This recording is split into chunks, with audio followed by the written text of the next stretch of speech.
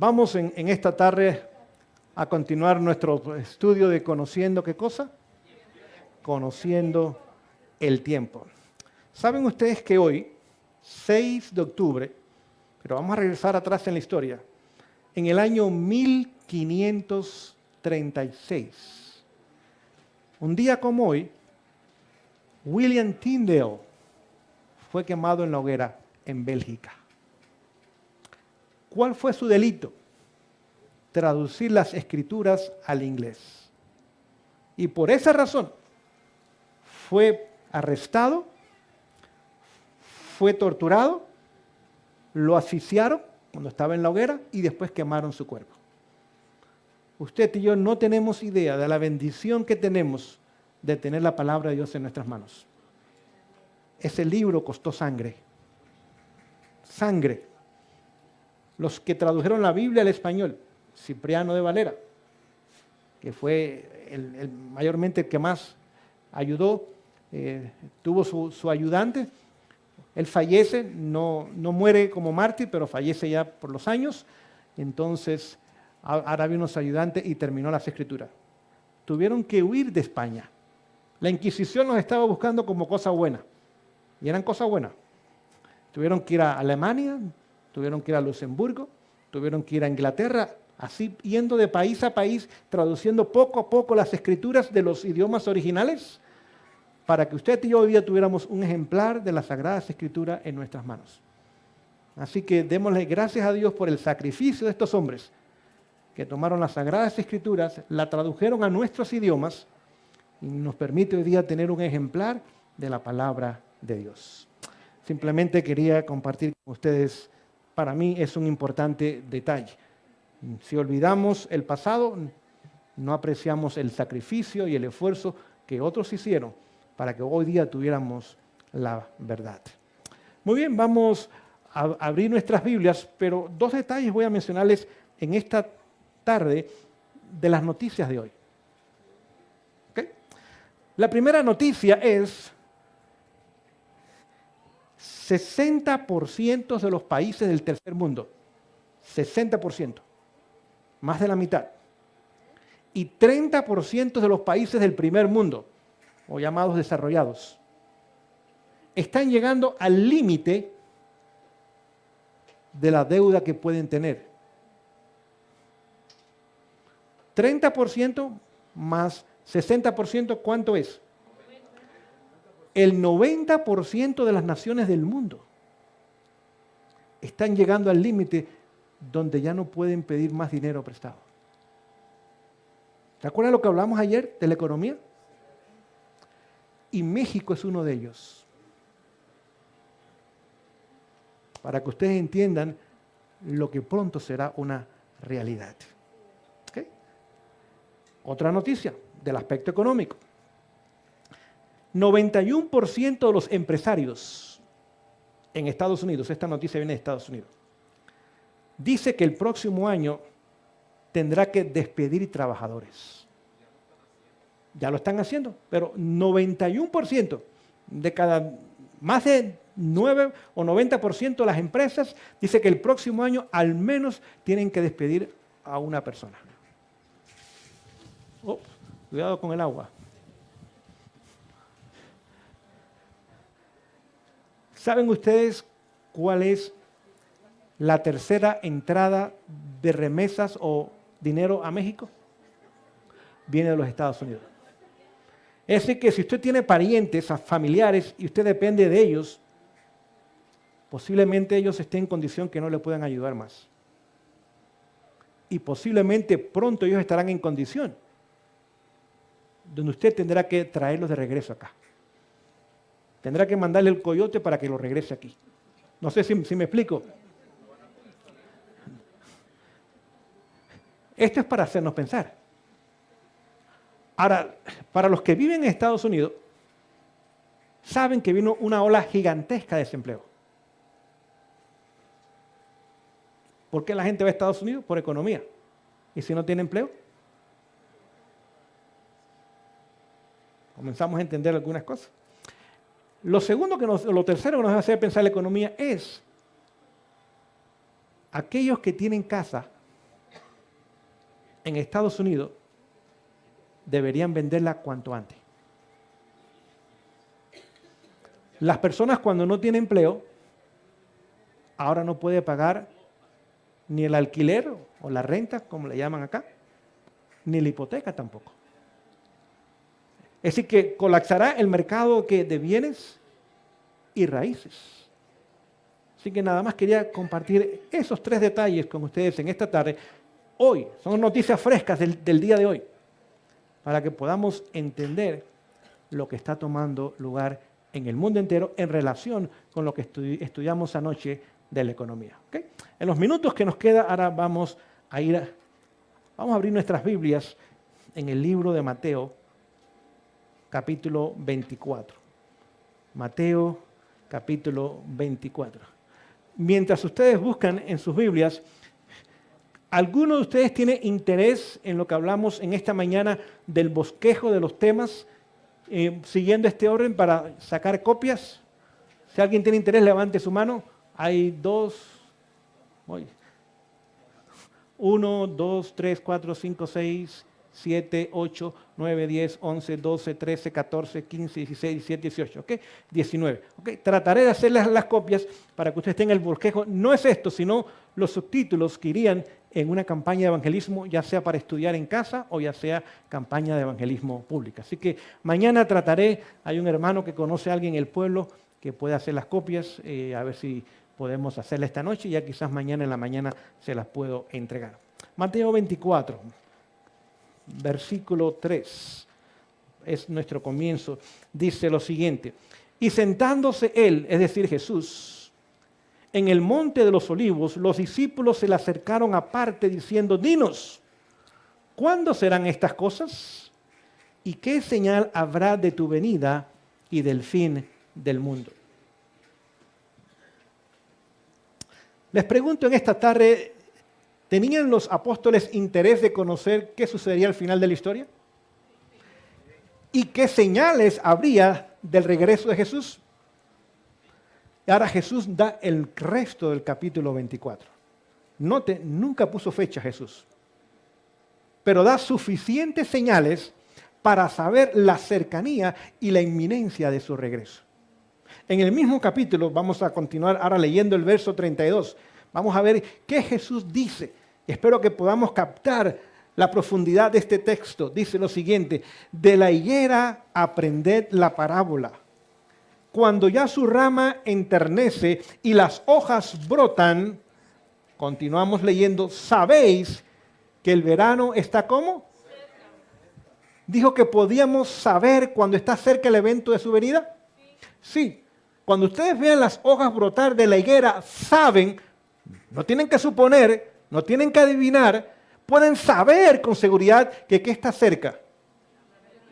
Aunque no sabemos la hora, ni el día, ni el año, ni el mes. ¿Me explico?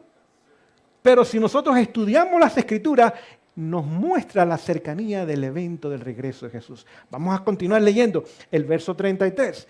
Dice: de cierto os digo, no pasará esta generación hasta que todo esto acontezca. ¿Qué generación será esa? El verso 34 nos lo dice.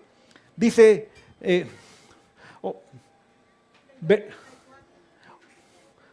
el 34, me equivoqué. Vamos a leer el 33. Así también vosotros veáis todas estas cosas, sabed que está cerca. ¿A qué cosa? A las puertas. Así que podemos saber, basado en las señales, la cercanía del regreso de Jesús.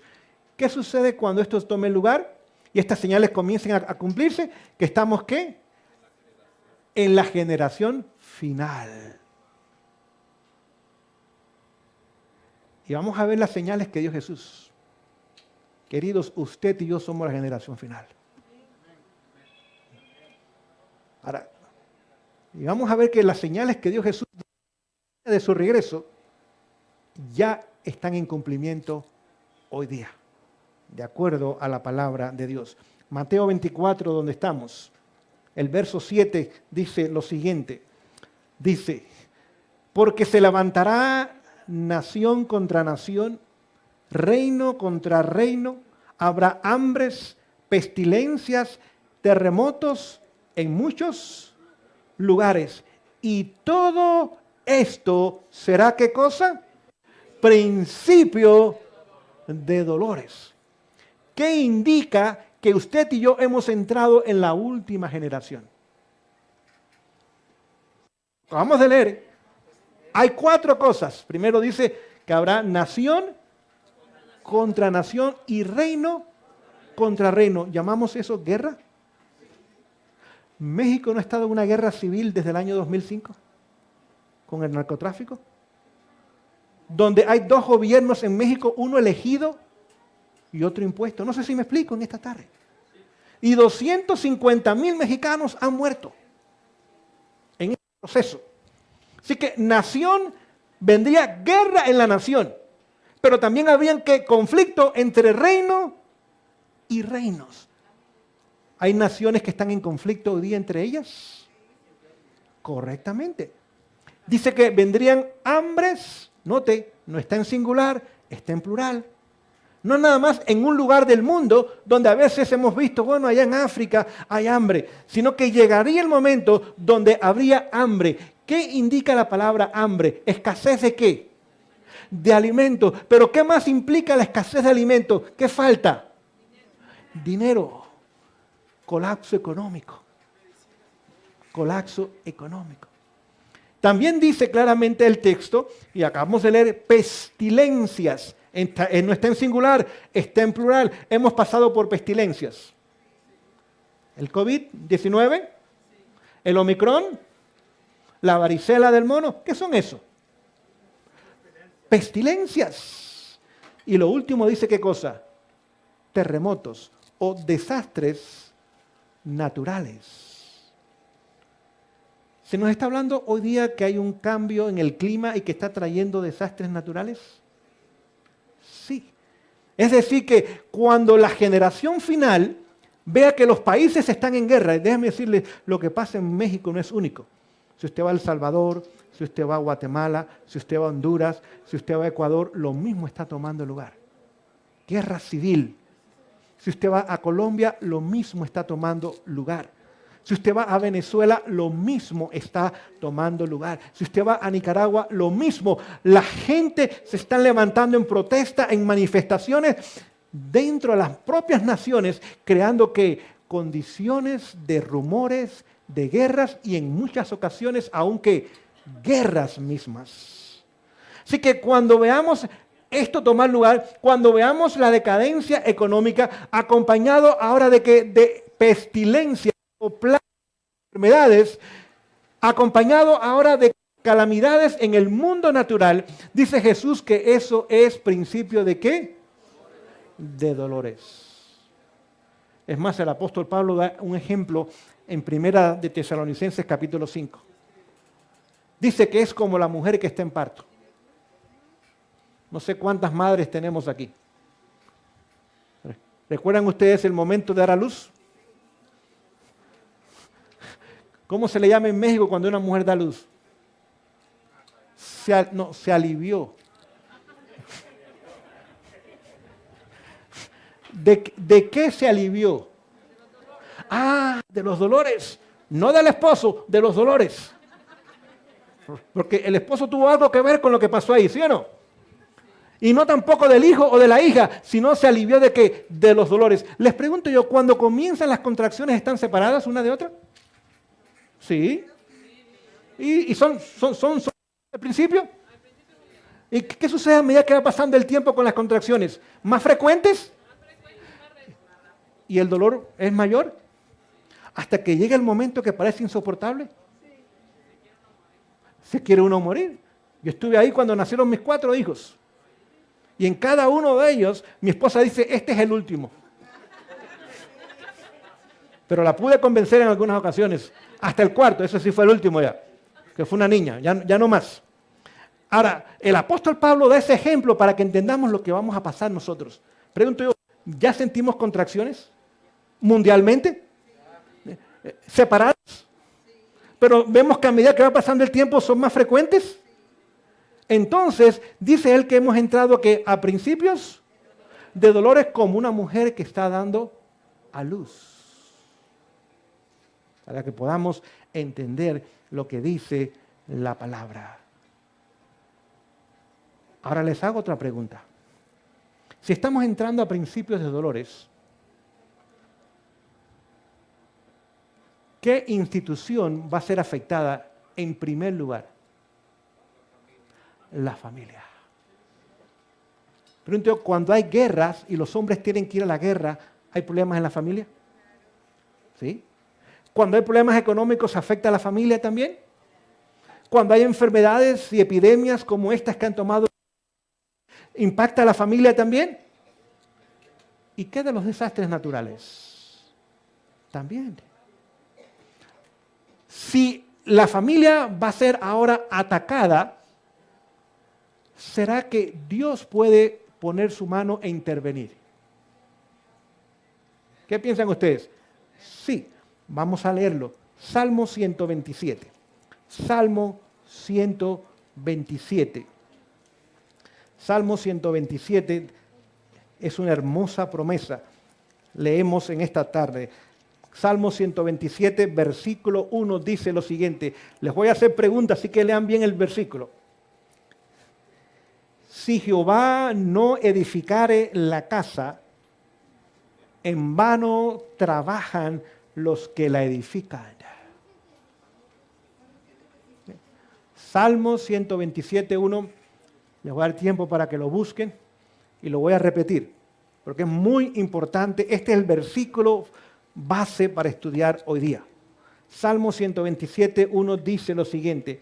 Si Jehová no edificare la casa, en vano trabajan los que la edifican. ¿Quién es el único que puede edificar una casa que permanezca?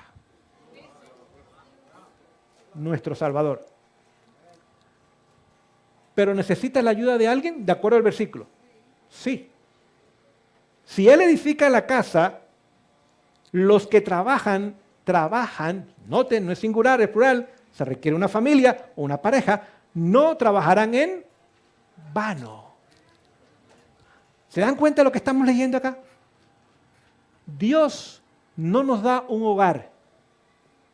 Dios edifica el hogar. ¿Captaron eso ustedes o no? No es que cuando usted se case, ¡pum!, ya tiene todo. No. Dios no nos da el hogar, Dios edifica el hogar. Es como el carácter. Dios no nos da el carácter se desarrolla o se edifica, ¿sí o no? ¿Quién debe estar en la dirección de esa obra también? Dios. Así que cuando la pareja, bajo la dirección de Dios, permite que Él dirija el hogar, no están trabajando ¿en qué? En vano. ¿Lo que hace Dios lo puede deshacer Satanás? No. ¿No importa la crisis que venga? No importa la crisis que venga. Es más, Jesús, en Lucas capítulo 6, verso 47 o 44, vamos a Lucas un momentito, vamos a leerlo mejor, no tratar de parafrasear lo que está escrito. Lucas capítulo 6, verso 47. Lucas 6, 47. Escuchen estas palabras, dice lo siguiente. Todo aquel que viene a mí y oye mis palabras, ¿que viene a quién? ¿Y qué hace? Oye mis palabras y las hace. ¿Nos damos cuenta de tres cosas en el versículo? Hay que venir ¿a quién? A Él. Hay que escuchar sus palabras. ¿Y qué más hay que hacer? Ok. Os enseñaré a quién es semejante. Semejante es a un hombre que edificó una casa y cayó y cavó profundo y puso el fundamento sobre la roca. Y cuando vino un torrente, una tempestad, una inundación, el río dio con ímpetu contra aquella casa, mas no la pudo, ¿qué cosa? Mover, porque estaba fundada sobre la roca. ¿Entendemos ese versículo, querida iglesia? Hay esperanza para este pueblo entonces. ¿Quién debe construir su hogar y mi hogar? Y no importa la crisis que venga, ¿qué va a pasar con ese hogar? permanece. Gracias a Dios por esta promesa, queridos. Seguimos la lectura. Verso 49. Mas el que oye y no hace es semejante a un hombre que edificó su casa sobre la tierra, sin fundamento. Cuando usted construye un edificio, ¿qué es lo primero que hace? Los cimientos o los fundamentos. No es la pared, no es el techo, no son puertas, no son ventanas. Lo primero que se pone es, ¿qué cosa? El fundamento, el cimiento. Continúa la lectura. Contra la cual el río dio con ímpetu. ¿Y cayó cuándo? Inmediatamente, luego cayó la casa. Y fue grande la ruina de aquella casa. Al final de la historia, ¿cuántas casas van a haber? 2. Y la única diferencia está en el cimiento que se puso. Oh, eso lo entendemos, querida iglesia. La única diferencia está ¿dónde? En el cimiento que se puso. Aquella que estaba sobre la roca permaneció. Aquella sobre la arena, dice que grande fue, ¿qué cosa? Su ruina. Vamos a ver qué nos dice el Salmo 11. Vamos a seguir estudiando nuestras vidas. Siempre traiga su Biblia. Estos estudios son bíblicos. Mientras menos yo dé mi opinión y más la palabra de Dios, más bendición usted y yo recibimos. ¿Ok? Salmo 111, verso 3. Y posiblemente algunos ya conocen este versículo de memoria. Salmo 11, versículo 3 dice lo siguiente. 11. 1.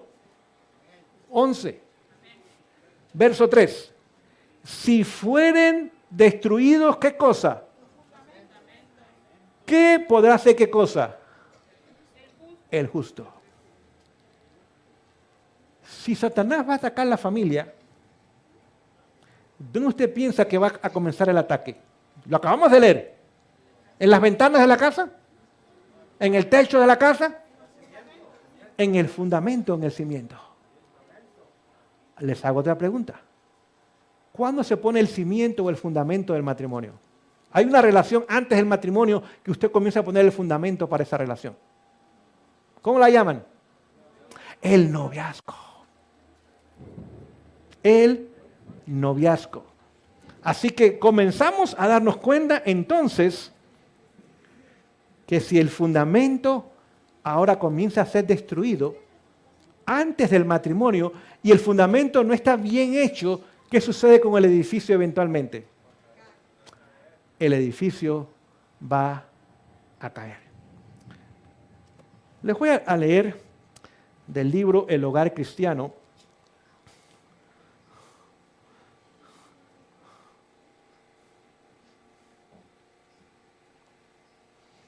El cual nos va a ayudar a comenzar a entender la importancia de esa primera fase que es el noviazgo.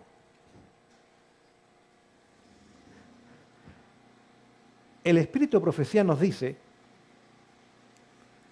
que de cada 10 parejas que lleguen al matrimonio, aquí al altar, 90%, uno de los dos tiene duda de lo que está haciendo. Ahora, si usted comienza con dudas, será un problema eso. Uno de los dos dice, ¿estaré casándome con la persona correcta? Y es el comienzo. El 90% tiene dudas. No está seguro de lo que está haciendo en ese momento. Quizás no es la persona, eso bueno, quizás deberíamos haber esperado. O quizás debiéramos habernos preparado mejor. Así que si ya el 90% comienza con duda, el fundamento no está muy firme, ¿sí o no? Si no, usted vea los matrimonios. La gente comienza con brillos y terminan con escalofríos muchas veces. ¿Sí o no? Ya. ¿Por qué? Porque el fundamento no fue puesto correctamente.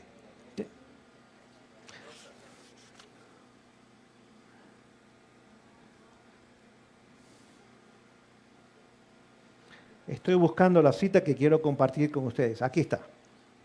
Página 46. Escuchen esta cita. Hablando del noviazgo. Las ideas relativas al noviazgo se fundan en ideas erróneas acerca del matrimonio. Muchos jóvenes que piensan del matrimonio, todo es beso y abrazo. Ay, todo va a estar bien, todo va a salir bien. Él es el hombre de mis sueños, ella es la mujer de mis sueños. Yo no puedo vivir con él, pero después no puede vivir con él. Algo pasó en el proceso. ¿Okay?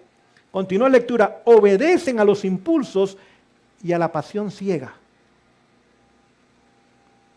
En ocasiones me ha tocado aconsejar parejas que se quieren casar.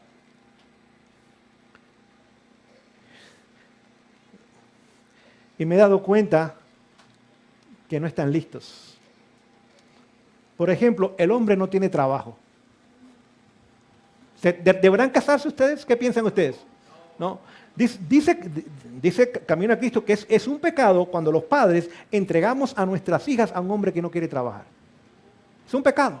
Y yo tengo 2 hijas. Y me ha costado mucho. Mire estas canas. Algo le está diciendo usted. ¿Okay?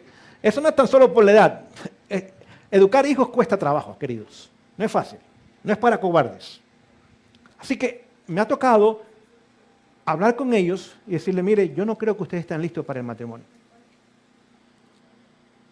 ¿Saben lo que hacen muchas parejas en ese momento? Buscan el consejo de aquellos que le quieren decir lo que ellos quieren escuchar. ¿Saben lo que es el espíritu de profecía? Queridos, Dios nos ha dado tanta información. Dice que hasta que no estemos dispuestos a hacer la voluntad de Dios, Dios no nos revela su voluntad. ¿Entendemos eso? Hasta que yo no estoy dispuesto a hacer la voluntad de ¿quién? De Dios. Dios no me revela su voluntad. ¿Para qué lo va a hacer? Si yo no lo voy a obedecer. Y es lo que pasa con las parejas. Buscan el consejo de otros que le dicen lo que ellos quieren escuchar y toman el paso. Continúo mi lectura. El noviazgo se rige por un espíritu de coqueteo. De coqueteo. Con frecuencia los que participan en él violan las reglas de la modestia y de la reserva, haciéndose culpables de indiscreciones si no es que transgreden la ley de Dios. Caen en la fornicación, en otras palabras.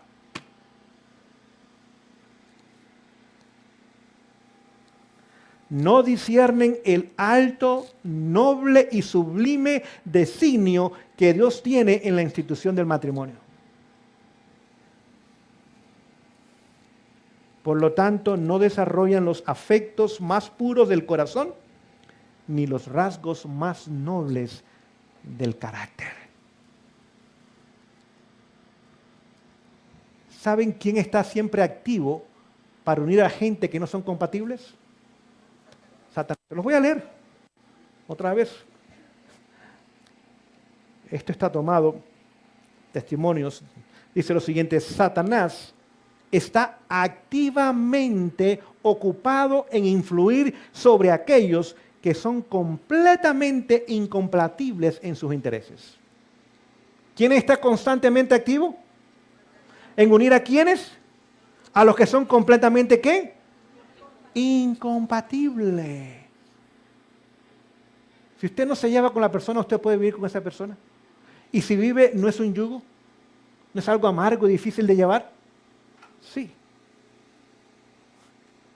Él, Satanás, se especializa en este trabajo. Y tiene 6,000 años de experiencia. ¿Se especializa en qué trabajo? ¿Usted piensa que un joven de 20 años tiene más capacidad que Satanás? Jamás.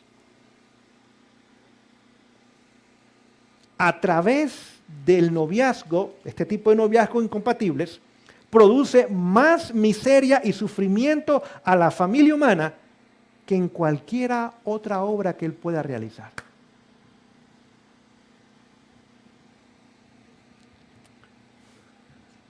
Les leo otra cita. Testi- Esa es Testimonios para la Iglesia, volumen 2, página 248. Lo que sucede con la página es que está en inglés, no sé cuál sería en español, pero es joya es Testimonios para la Iglesia, volumen 2. Ok, tenemos que terminar. Esta es la última cita porque hay que ir a las abejas. Continuamos mañana. Estamos viviendo en los postreros días, dice la cita. Tomo 4 testimonios, si desea la cita, página 495. Cuando la locura referente al matrimonio constituye una de las señales de la proximidad de la venida de Cristo. Dice que en los postreros días, ¿qué habría en cuanto al matrimonio? Una locura. Vamos a ver. No se consulta a Dios en estos asuntos. ¿A quién no se consulta? A Dios.